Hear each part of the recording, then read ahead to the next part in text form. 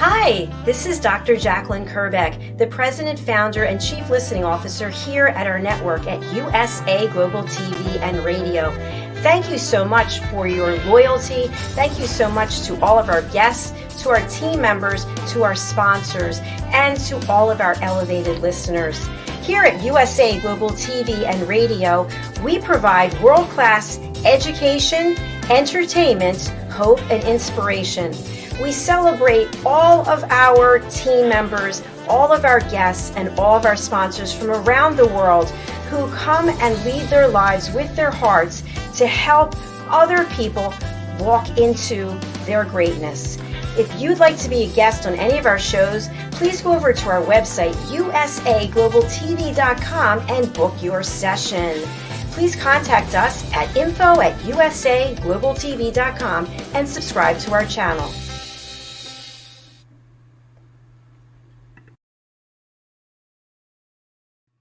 Good morning, good afternoon, good evening, wherever you are in the world. Thank you for joining us here at USA Global TV and Radio. I'm Dr. Jacalyn Kerbeck, and our show today is Hot Topic. We will have several areas of discussion, but we're going to start off with what are the psychological autopsies with expert Kevin O'Doherty. I'm super excited. We've never discussed this topic on this platform. And as you know, we stand for education, hope, and inspiration, and a little bit of entertainment. Joining me is a dear friend and also one of our team members here. His name is Red O'Loughlin, and he is a TV show host here for our show, The Wise Ones, coming up later today. He's an expert presenter as a longevity strategist on our show, Talking Heads. He's also one of our elevated listeners. He's one of our panelists on our men's show, Wild at Heart. And he's also my book coach. So he's helped me get all 4 books to either #1 Amazon bestseller or #1 Amazon new release. Let's welcome him and find out what he's been up to. Welcome to the show. Oh, thank you very much, Dr. Jacalyn. You're always very, very kind when you make your introductions. I feel so taken. I mean, I'm not even sure I have expressions for it this early in the morning in Houston, but regardless, I always truly enjoy them. Thank you so very much. Well, thank you. I appreciate it. And I've said this before, I don't know how you have time to do anything else when you're here so much, but you have a full life outside of this platform. And for people who are joining us for the first time, or maybe they're coming back and they want to know more about you, tell us a little bit about your background, and then we'll bring out our guest. Well, many, many years ago, I was about 15 years of age, sophomore in high school, and I fell in love with chemistry. And I didn't get a chance to do anything other than get a degree in it, because as soon as I graduated from college, I got an invitation to Vietnam. And that kind of just threw my chemical career away. However, go ahead many, many years. I put 31 years in the Navy. I got married, 54 years with my wife. A few years ago, my wife came down with breast cancer, and I was writing books and speaking on self-improvement, motivation, those kinds of things. And I changed my focus to what could I do to help my wife with regard to side effects. So I took my chemistry background and I started looking in the human body at the cellular level, chemically speaking, what's causing these things to happen, cause and effect relationships. And I started tackling one thing after another. And we did a pretty good job of subduing a lot of the side effects of the chemo and eventually radiation.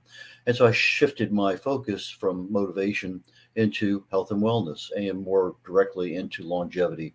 And I've written a couple of books in that area with regard to what causes you to age, what causes disease in general, can you accelerate it, what happens, can you decelerate it? And so those are the things I write about. I write about it often. I have almost 1,000 original content articles on LinkedIn. I have about 1,500 on my website. And my speaking opportunities occur quite often, and that's generally something in the area of aging, anti-aging, health, nutrition. And then when I'm not doing that, I publish books for people, and that's kind of a quick and dirty. And so back to you, Dr. Jacalyn. Thank you so much, Red.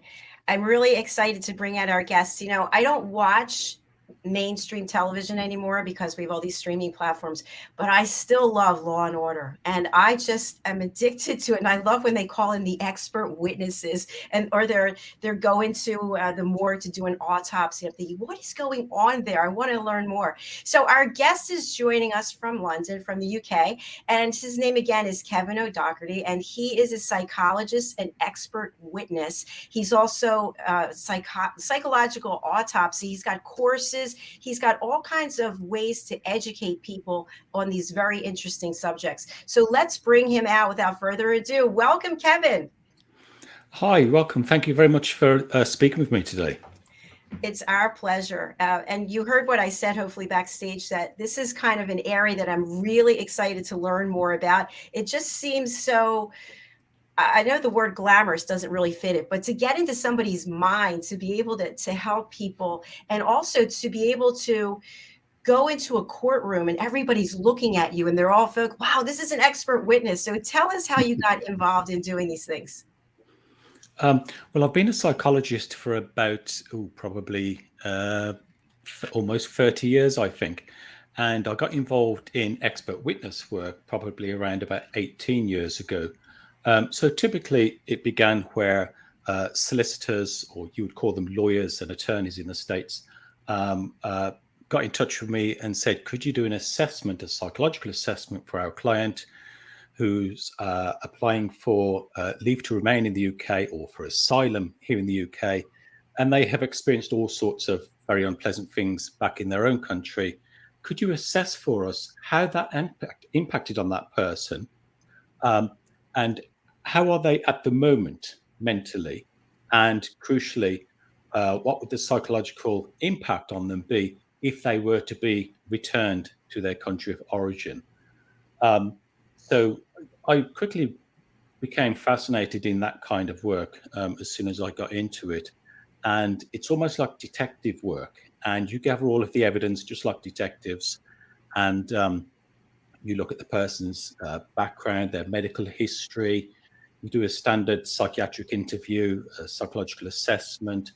All sorts of information is gathered. And then you write the medical legal report. And then the lawyers, the attorneys would use that in helping the person to be successful in their application for asylum here in the UK. So that's really how I became involved in that kind of work. Prior to that, I think I've been working in mental health since I was probably about 20 years old, which is a good few years ago now. So I've worked with a broad spectrum of mental health issues with clients. Just out of curiosity, have you ever attended a physical autopsy? No, I haven't. I've read lots of physical autopsy reports and toxicology reports. And when I do a psychological autopsy, it's expected that I would read those along with the deceased's medical records, sometimes employment records. I interview their families and friends, their co-workers, things like this. And as I said, toxicology reports as well. So I gather all of that information, but no, I haven't been to a physical autopsy, and I'm not sure I would like to. I don't mind. I don't mind seeing the brief sketch in the movies, Criminal Minds and stuff like that, where you just see a snapshot of it, but nothing gruesome. I don't think I would fare very well in the actual physical autopsy. It's fascinating. Kevin, what are some of the key findings or areas in which you've had to testify? It would normally be, in the UK, we call them immigration tribunals. So where I've actually appeared in court is largely in relation to immigration applications for asylum, for example. And this is where I present my report to the court, and I get cross-examined and I'm asked lots of questions. And basically I have to justify my findings by pointing out to the evidence that I've had access to, and given the reasonings behind my my statements in those reports that I write. And that was daunting at the beginning, having a lawyer or barrister, we call them here in the UK, and solicitors cross-examine me and really put me on the spot and ask me to justify my findings in the reports. But with more experience, that kind of anxiety subsided, and now I kind of thrive on that because I quite enjoy that. I love that, how you took something that was a challenge and you made it into a strength. Yeah, sure. I noticed that when you go back, you have a certain period of time in your bio that you provide. You talked about 6 months or a year, you go back in that person's life.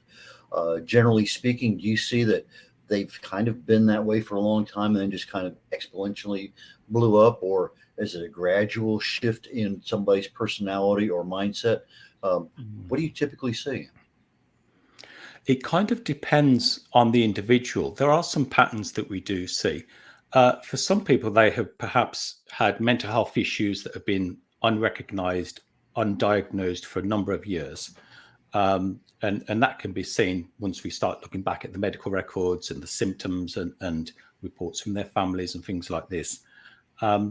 So sometimes there are no previous diagnoses that we can say, oh, okay, that played a part in what eventually happened for this person. For other people, it can be, the stresses and strains of life. It can be the end of a relationship, the end of their career. It can be the diagnosis of a serious physical health issue. And for some people, that can be kind of, it can be too much to take without adequate support in place. It's quite often the case that when we look back in the previous 6 months of the deceased's life, it's quite often that we find that they have reached out or tried to reach out on several occasions, but either couldn't access the help that they needed, they couldn't afford the help that they needed, the intervention, or they just sometimes weren't listened to. And that's quite tragic looking back and finding that, because things could have been very different for that individual had they been able to access the help, support, and very often psychiatric intervention that they needed at that time. Thank you, Kevin. I was wondering, in your bio also, a number of your clients have been tortured or subjected to violence, and you've been in this field for so long. How is it that you deal with this over and over again? Yeah, I mean, initially when I began doing expert witness work and I began hearing some of the stories and the reports, of the things that people are subjected to, I remember feeling quite horrified with that, and I'm still horrified with it as well. And I remember thinking, why can't people just be nice to each other? Why do they have to do this? I guess I was quite naive. But as time goes on, I think, to be honest, I've developed a bit of a thick skin, and I have a number of coping strategies that I use to help me kind of keep on an even keel, as they say.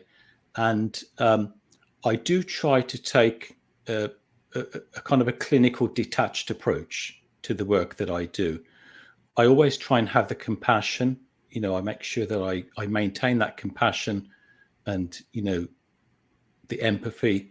But at the same time, for myself and for the benefit of families of the deceased, I have to maintain that clinical detachment and gather the facts on each case, so that I can think clearly and present the evidence without any emotions on my part. I really admire that. I'm a certified coach. When I first started coaching, I would be like sobbing. Like, you have to get it together. Like, you can't show this emotion. But over years, you do learn to try to keep everything within so that you can do the work. But also, a question I have is, if we push the feelings down, then somehow they come up at some later time in our life. So what are these techniques that you use so that you're not pushing it down, you're actually not reacting on it, but dealing with it at the same time?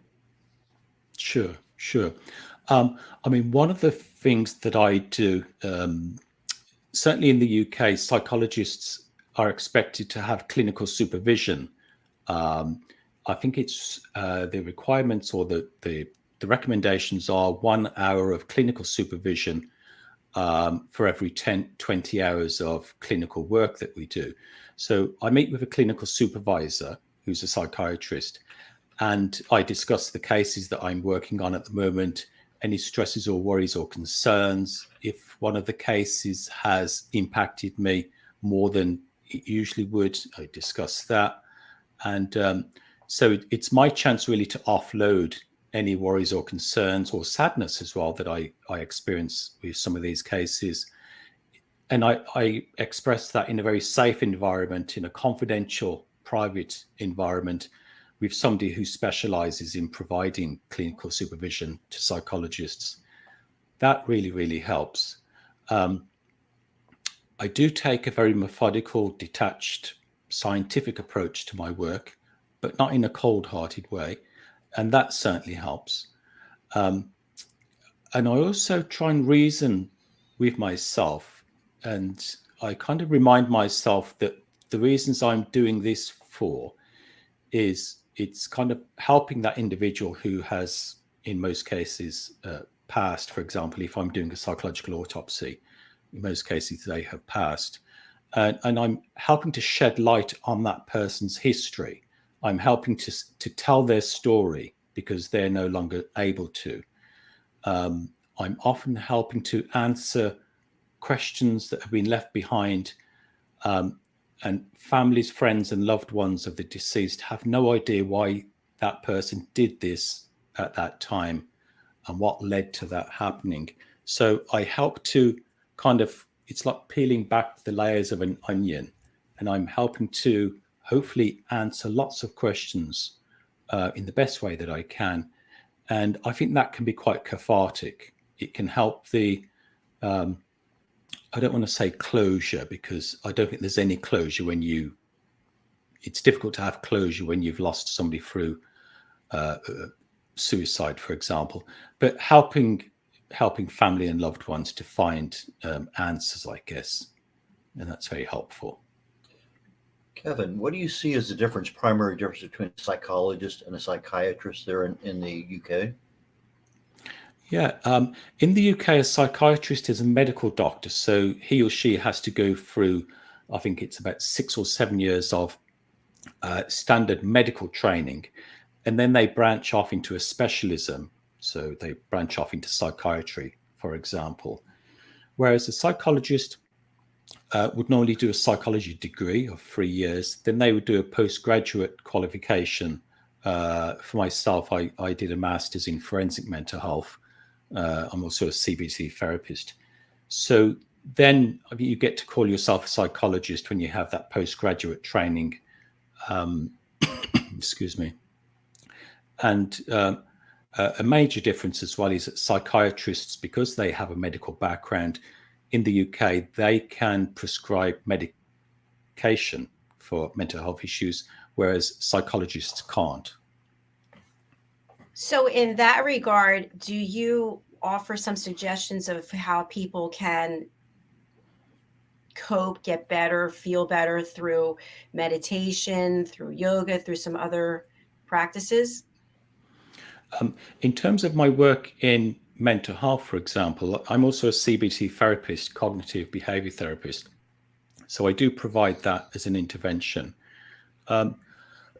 Excuse me.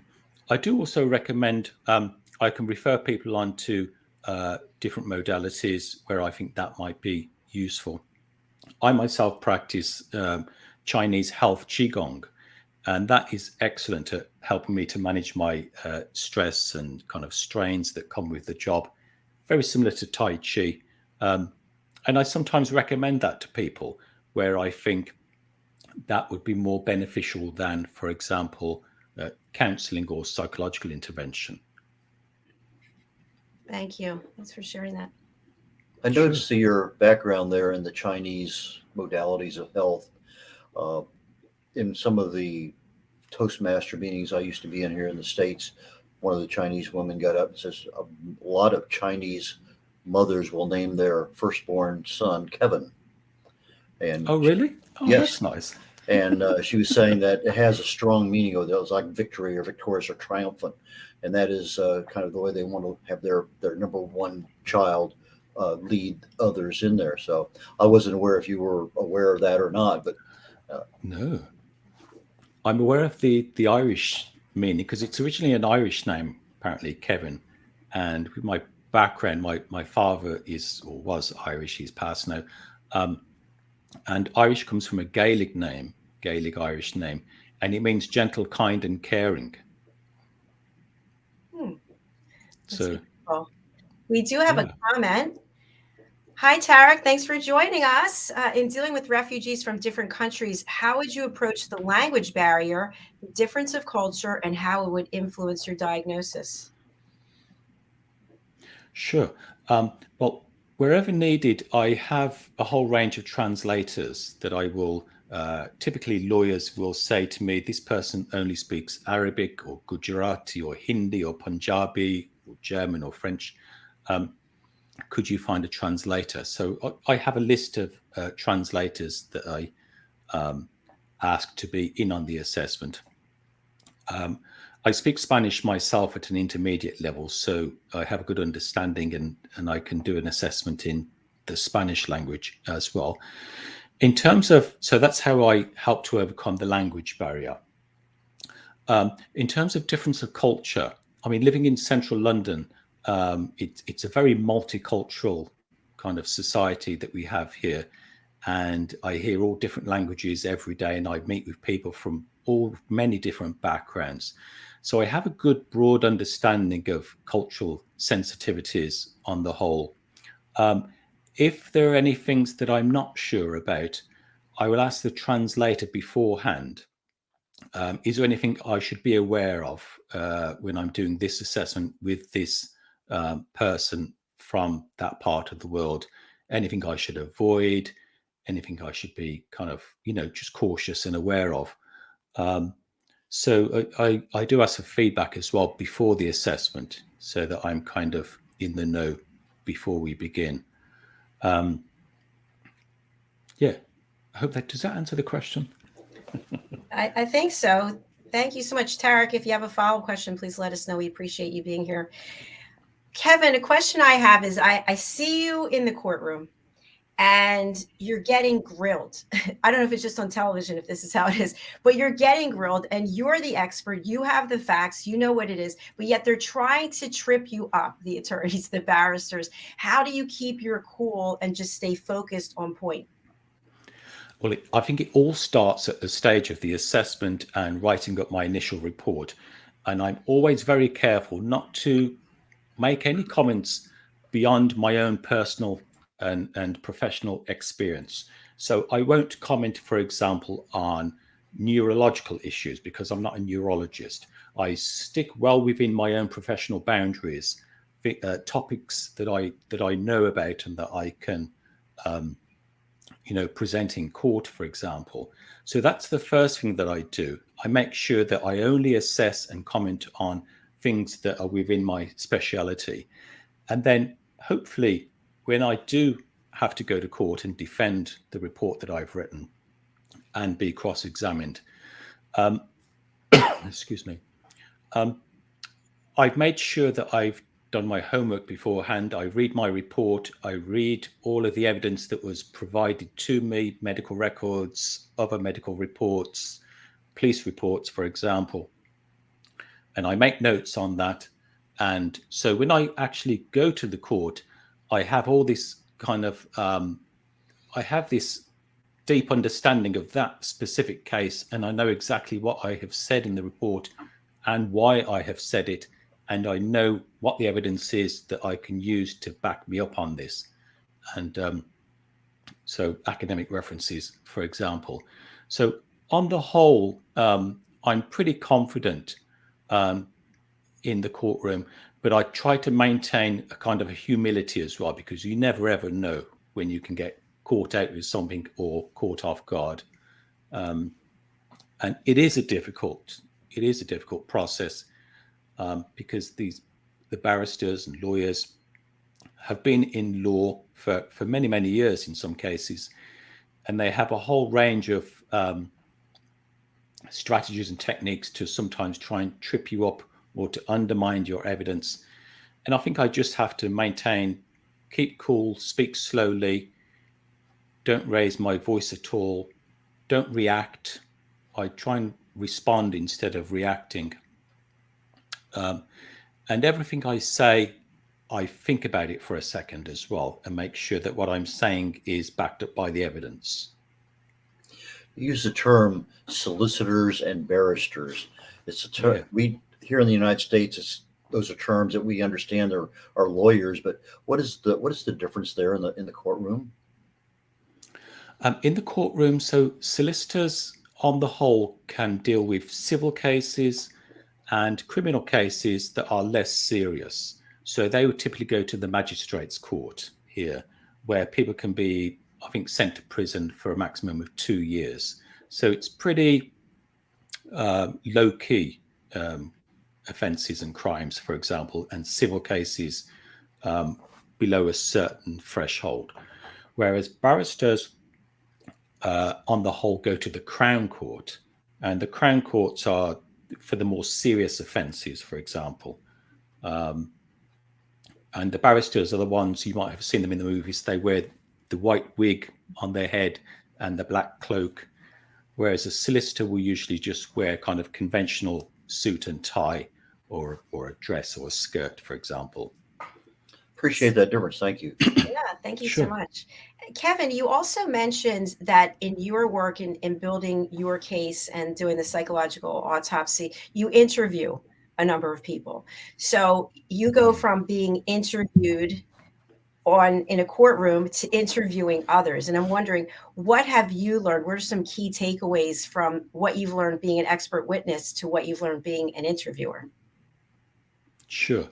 One of the big things I've learned over the years is in order to gather as much evidence and information from people as you can, it's important to put them at ease, not to make them feel defensive or threatened in any kind of way.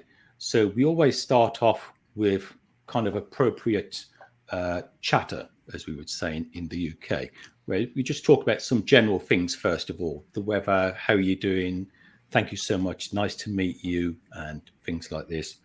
And we gradually ease the individual into the topics that we want to find out about.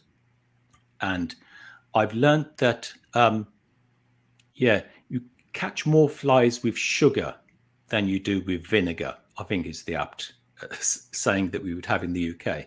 So to have a nice sociable approach to the client rather than a confrontational, gathering evidence, cold and clinical kind of approach.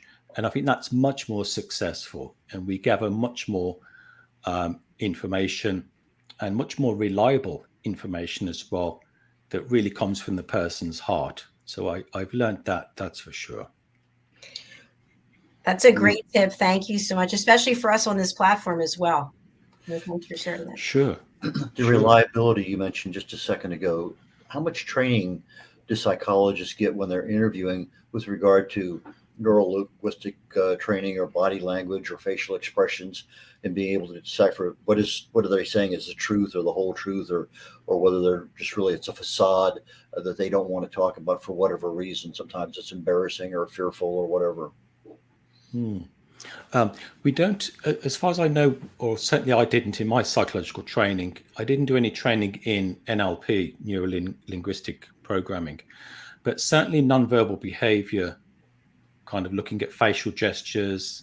We look at the tone of voice of the individual. We look at their demeanor. We look at the way that they walk into the consultation room. We look at how they're dressed. We focus on their eye contact when they're, giving evidence or answering questions. We're very aware of what they say and also what they're avoiding and what they don't say. And some topics they might expand on freely, whereas other topics they will answer yes or no, or yes or no. So that tells us a lot as well. But I think, to be fair, a lot of that has come from my experience over the years of interviewing people and being interviewed as well. And some of it is not tangible. It's difficult to put into words, and it's difficult to learn from a textbook. But there's a certain kind of a gut feeling that police officers will often tell you that, I don't know why, but I just know that this person's not telling me the full truth. There's more to this than meets the eye. And there is a gut instinct. It's almost like a second nature, I think, when you're interviewing somebody and you're paying very close attention. We pick up on these things. But interestingly, it's very important, I think, although I'm paying attention to these things when I'm interviewing somebody, I don't want them to see that I'm paying really, really close attention to what they're saying and how they say it and their eye contact and their body language, because that would be quite off-putting and it would be quite, quite threatening. But yeah, we do pay close attention to all of these things. I think it's important to. Kevin, I was wondering, just as a follow-up from that, because you've been doing this for so long, you're so good at it. Do you find that you're doing it all the time? Are you able to take a break from it? So when you're just having a casual conversation with someone on the street, are you still in that psychologist mode? I mean, I think I'm good at it. I think I'm good at it. I'm certainly learning a lot from the work that I do, and I'm always learning. I never reach the point where I think, okay, I've got these psychological assessments or psychological autopsies all sussed out. I have it all. I never get to that point. So I'm learning all of the time. And, I really appreciate the learning opportunities that I have. My work comes in peaks and troughs. I am busy a lot of the time, but then sometimes it will go very quiet for some unknown reason. When we left the European Union, for some reason, my work went quiet for about 5 weeks. I didn't have one email asking me to do assessments or psychological autopsies. And I thought maybe that's the reason why, because we've left the European Union, Brexit. And then it went quiet for a few weeks after COVID first broke out in the UK and we went into quarantine. But then after both of these events, the work quickly bounced back again. So I really don't know much. So my work is busy most of the time, but it does go quiet. So I do get time off. I'm very keen to do the very normal everyday things that everybody does outside of work. And that helps me to switch off from some of the heavy stuff that I have to deal with or some of the heavy stories I have to listen to. I appreciate that, especially for our audience who might be in a field where they have a lot of emotional connection potentially, or they're showing compassion and empathy on a regular basis. You need to take time for self-care as well. And I want to make sure that we touch on the fact that you are a published author and you're also an educator. You have a number of courses that look quite interesting. So did you start doing this type of work at the same time that you're doing everything else, or did you cut out some amount of time? Just as an author myself, I know that if I didn't have Red to work with and keep me accountable, I don't think I would have ever gotten published. What has been your experience? I mean, I started putting together online courses because it seemed to be the way that everything was going. I've also done a teaching qualification quite a number of years ago. And so back in, I think 2009, I put together, I came across this one platform, Udemy. It's an American platform. I think it's the most popular online educational platform. And at the time I thought, let me do an introduction to cognitive behavior therapy. Maybe nobody will buy it and I'll see how it goes anyway. I put that together and put it on the site. And I was shocked that it started selling straight from day one. Not a great deal of money, but anyway, years later, I've gradually over the years added courses on a whole range of mental health topics. And now I think at the moment I have about 15 or 16 courses. And they're all doing very well, actually. I have students all over the world that get in touch with me. So yeah, it kind of, the mental health work began before me creating these courses. And again, responding to student inquiries and questions and opinions and stuff like that, I set aside an hour every day to do that. And that also helps me to switch off from the clinical work that I do. So, and again, it's a very valuable learning experience to be asked questions by students, and students disagree with me as well. And I really value that, So yeah, that all works well. So it's quite interesting because in addition to all these other things you're doing, you're also an entrepreneur because as an author and as an educator. And the part that I really like about that, I have some courses and also some books, is it's passive income, which is always fun when we see the sales coming in, right? That's right. Absolutely. Absolutely. So because there are so many courses on Udemy, what's the best way for people to find your courses? Just to go look for your name? Yeah, if somebody types into a search engine, courses by Kevin O'Doherty on Udemy, udemy.com, it should then take them to the introductory page, which has a whole bunch of information about me, the work that I do, my profile, and then it has all the different courses that I have created that are available on Udemy underneath that profile. And I would recommend them have a read through those different courses and see if any of them are going to be useful or suitable for them. Wonderful. I think I've pulled up the courses. I've been trying to find them over here, and I think I have them. So if it's okay with you, I will share the screen so people can see. Sure. Okay. Fabulous. Thank you. All right. So we're going over to udemy.com. And let's see if I have the right page here. I think this is it. Okay. I'm over here, and this looks like it would be your course, is it? Introduction to CBT? That's right. Fantastic. Okay. And as we go down, is this also your course? Whoops. Why does this keep Introduction to Schizophrenia? Yeah. Okay. And Introduction to PTSD. Kevin, would you like to share any information about these courses with people who are watching and thinking, you know what, I need to go over and sign up for this? Yeah. A couple of things I'd like to share. The very first course that I created at the top of your page, the Introduction to CBT, that was created when technology and web cameras and microphones are not at the same quality as they are today. So it's a little bit antiquated, and that's why I have lots of special offers on that. So very often it's almost just a few dollars to buy that course. All the other courses after that one are more I don't want to say professional, but they're recorded with better equipment and the sound is better, the visual quality is much better. All of the courses are set at the level of introductory.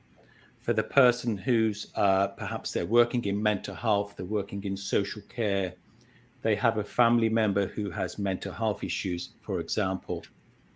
So all of them are at the kind of introductory level, with the exception of the cognitive behavior therapy, the intermediate one, which is a later course. And that's a follow-on from the introductory CBT course. And you said you have 15 courses here? I think it's 15 online at the moment. I'm currently working on geographical profiling. So that's the next one I'll be finished with. Kevin, help me just a little bit. I see the first one there on the CBT. It says 6 total hours, 20 lectures, but I go down to the next one and it says 2.5 hours, 45 lectures or 46. I'm not sure. What does that really mean when I'm looking at? Is this like a 5-minute lecture or what? How is that broken down? Yeah, because at some point after I created the first course, the Introduction to CBT, Udemy came up with some recommendations based on the average concentration and focus time of online students. Okay. And they recommended all their tutors keep their lectures and presentations to kind of 7 minutes maximum. Okay. So that's why there's lots of lectures with relatively short lecture time.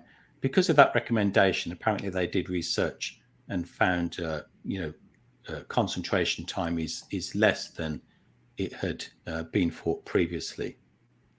Thank you. Sure. Thank you, Red.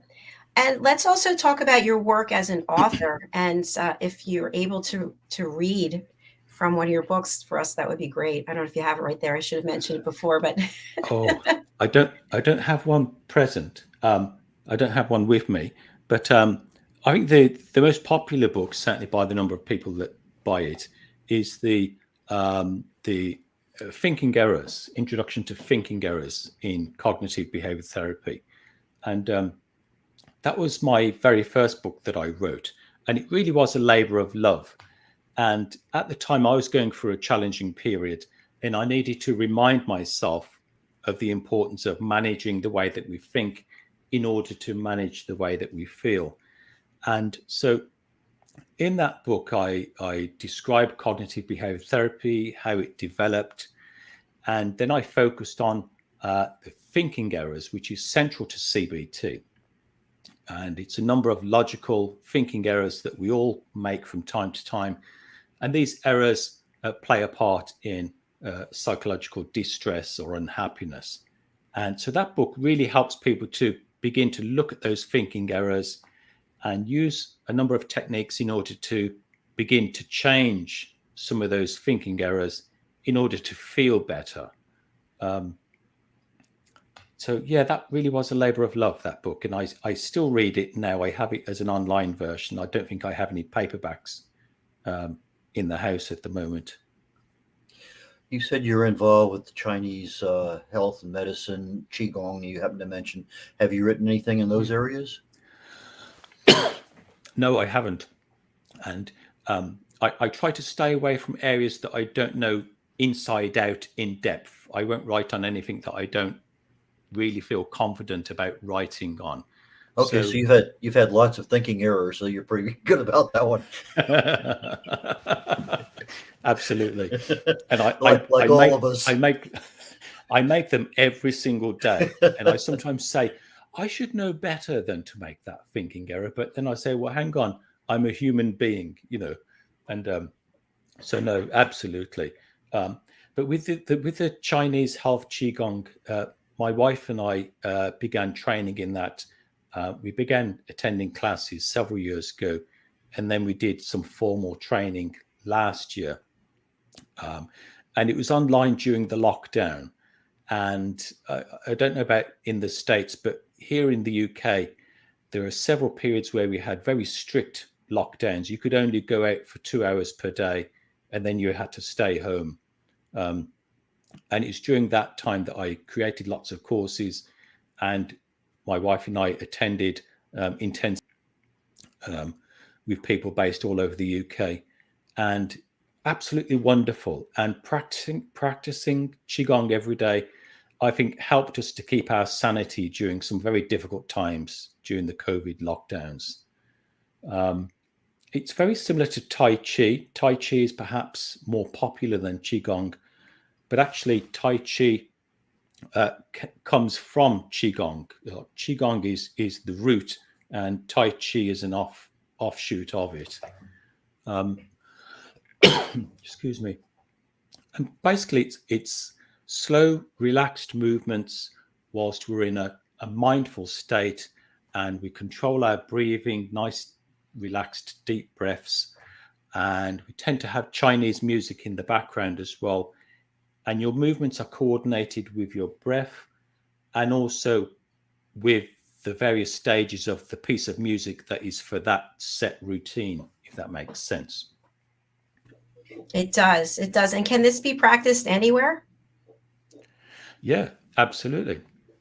I remember one time where during one of the lockdowns, you were allowed to be out for 2 hours, whatever.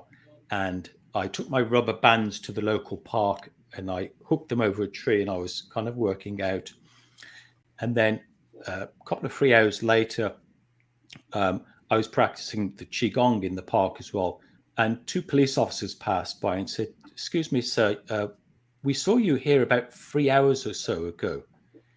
And do you know that the rules at the moment are that you can only be outside of your home for 2 hours per day because of the lockdown?" And I said, "Oh gosh, I'm so sorry. Time has just flown." And it was a genuine answer. I mean, it sounds like a bit of a jokey answer, but it was a genuine answer, because when you're practicing the Qigong, it's almost like a meditation. It's movement and meditation. And you really do kind of get into it and you lose track of time. And I think that's why it's so therapeutic. You become kind of immersed in nature almost, or I do anyway. I said, "Oh, I'm so sorry. I'm going to head right home right now." And it seems strange when I think back to that time that, police officers would kind of question you about being outside of your home for more than 2 hours, in the UK. But that was the time that we were in. But yeah, it certainly helped my wife and I to manage some of the psychological impact of COVID, I think.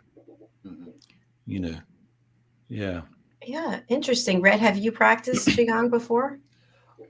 In a different sense, when I go for a massage, I prefer the what I call the Qi Gong kind of massage. It's a little bit different than some of the other ones. So, yes, I'm familiar with some parts of it, but not all of it. But when I have a choice of certain things, like I prefer a Japanese massage because they concentrate on the feet to start with, as opposed to the back and shoulders. But on the Qigong, that's a different kind of massage, a little bit deeper in some areas. So, from some aspects, yes, I'm aware of it. From the mechanical aspects and the meditation aspects that Kevin's talking about, that's an area I'm not well versed in. Yeah, I'm not either. I'm going to do some research. So thank you for sharing that. Sure. Kevin, as we come to the end of our show, I'm wondering, with all the experience that you have and all the people whom you've helped, and how would you say you've evolved? What are some of the changes in you, the evolution of Kevin as a result of doing this work? I think over the years I've become gradually um, much better at managing my own stuff, if that makes sense. I'm much more aware of events in the world and how they impact on people. So, we can hear about war and civil war and oppression, and it doesn't really mean a great deal unless we put it into context and we speak with people who have experienced those issues. So I think basically it's a greater awareness of the world and the things that happen in the world, how to manage myself and my own stuff, and I think a deeper understanding of people and what makes people tick, I guess. Thank you. I appreciate that. We Sure. also have two websites up here underneath your name, your contact information. Tell us a little bit about what people will find there. Sure. On the calibergold.com, basically that focuses almost entirely on provision of training in mental health and psychological topics, and also my medical legal work. Whereas in the CG Forensic Mental Health, that focuses almost exclusively on forensic mental health issues, psychological autopsies, and there's a page there as well, a little bit out of context, but provision of online courses in Chinese Health Qi Gong. Oh, wow. For the audio audience, our Caliber Caliber Gold, Caliber Gold is CALIBRE GOLD. A little difference between the English UK version and the English American version of the word caliber. So for those people who can't see the graphic, it's CALIBREGOLD.com. Yeah, And I'm sure. going to actually pull up one of the websites here. Let me take down this comment so we can do that. Is that all right with you, Kevin? Yeah, sure, absolutely. Fantastic. Okay. Where did it just go? Give me a moment. It just disappeared. Carry on for 1 second. I don't know. Oh, here it is. It's right here. Okay. All right. Need to talk to your production engineer about that. Well, it shows that it's here, but then when I go to pull it up, it won't let me pull it up. I can see it, but it won't let me pull it back. Red, keep going if you would, please, while I figure this out. Thanks. So when you're sitting around the dinner table, are you paying attention to your wife's facial expressions as she's telling you her day?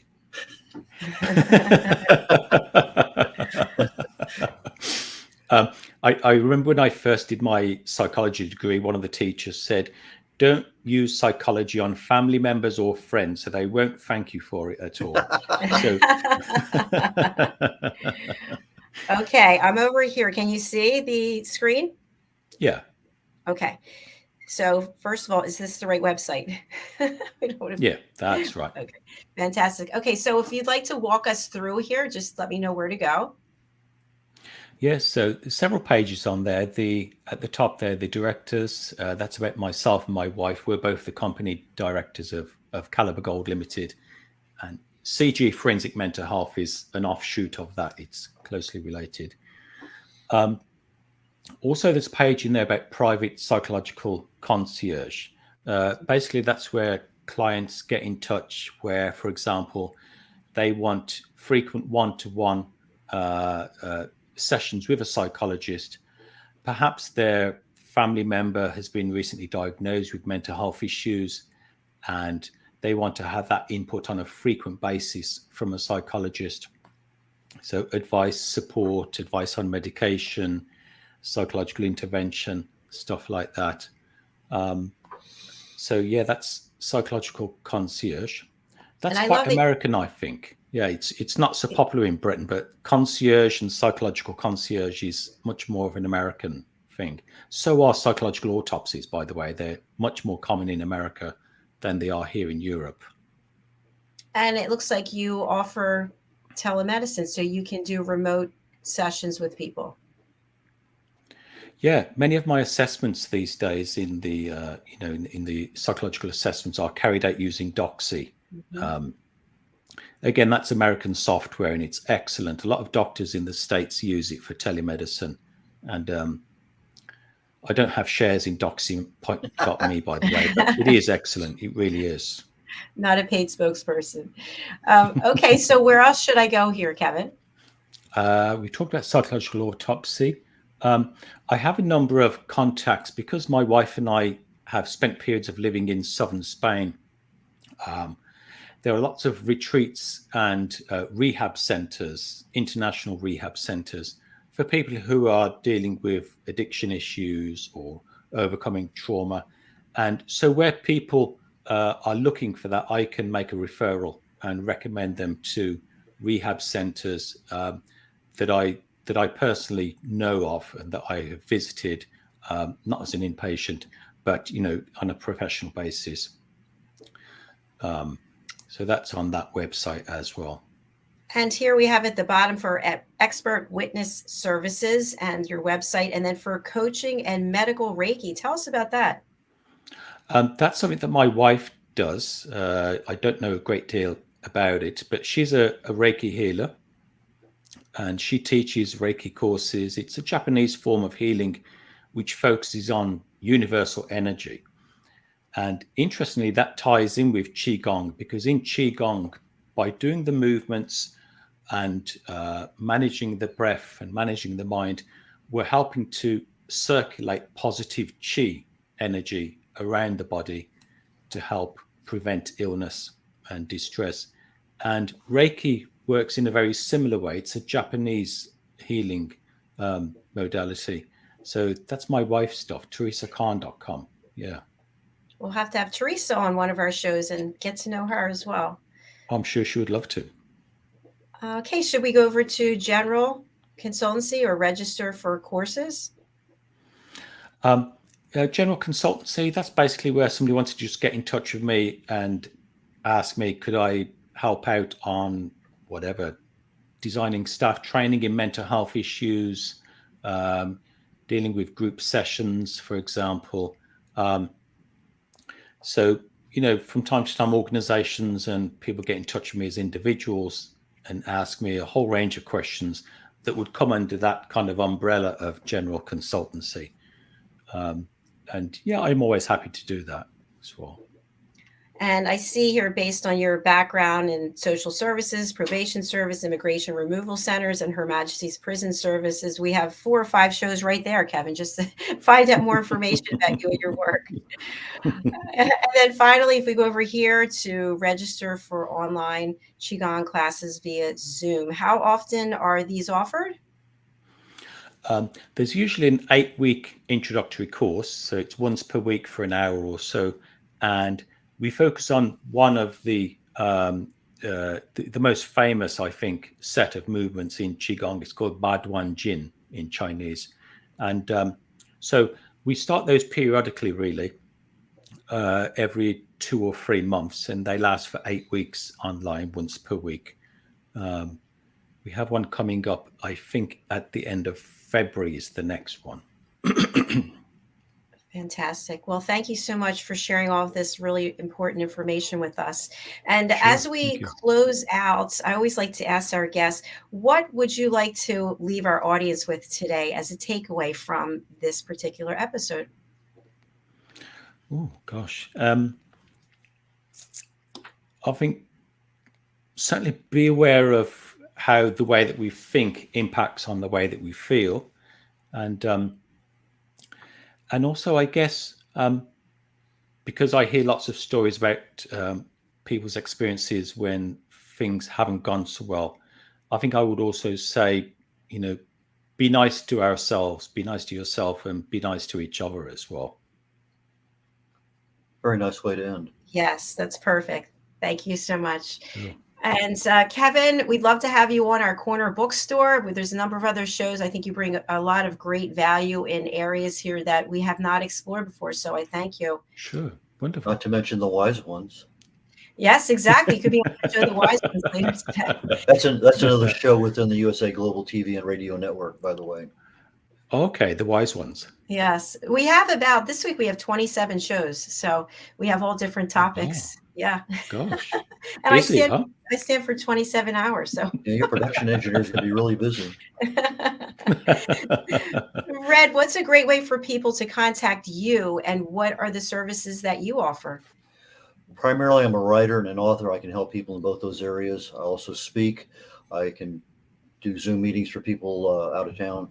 I'm a publisher. So if you have a book, you think you have a book, you want to talk about it, those kinds of things I help people with all the time, especially Dr. Jacalyn Kerbeck.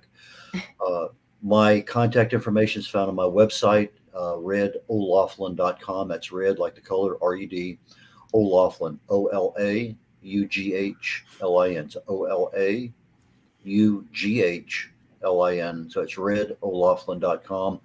My information is contained in there, contact information. Thank you, Dr. Jacalyn. Thank you, Red. And before we go, can you let people know what you'll be discussing today as our expert presenter on Talking Heads? Well, the plan today is, I believe, number 4 out of 6 on toxins. And we talk about toxins in health. We've been at the 30,000 foot level to start with. We came down last week into how do you actually find out what these things do. So my plan today is to go into a little bit more about actual products and being able to recognize the individual things in there that might be of concern to people. And if they're having a choice of this topic or this one or this product, which one makes more sense to them if they don't know anything about anything other than what they're just comparing.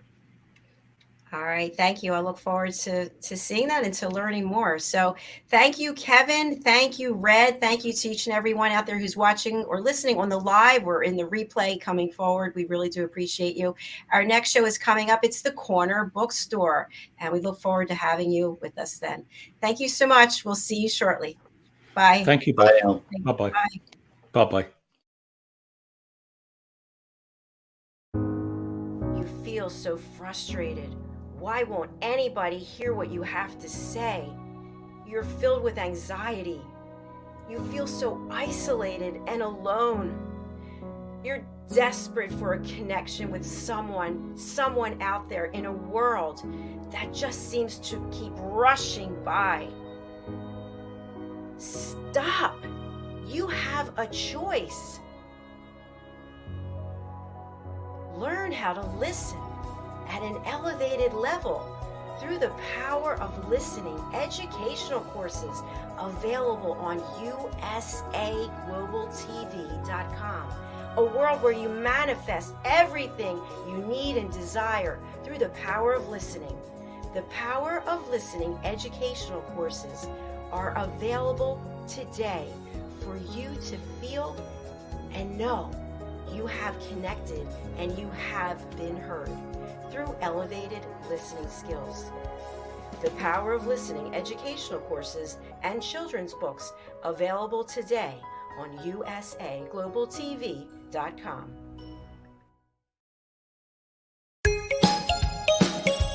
When we speak, we don't hear. It's abundantly clear. Listening lace is creeping, and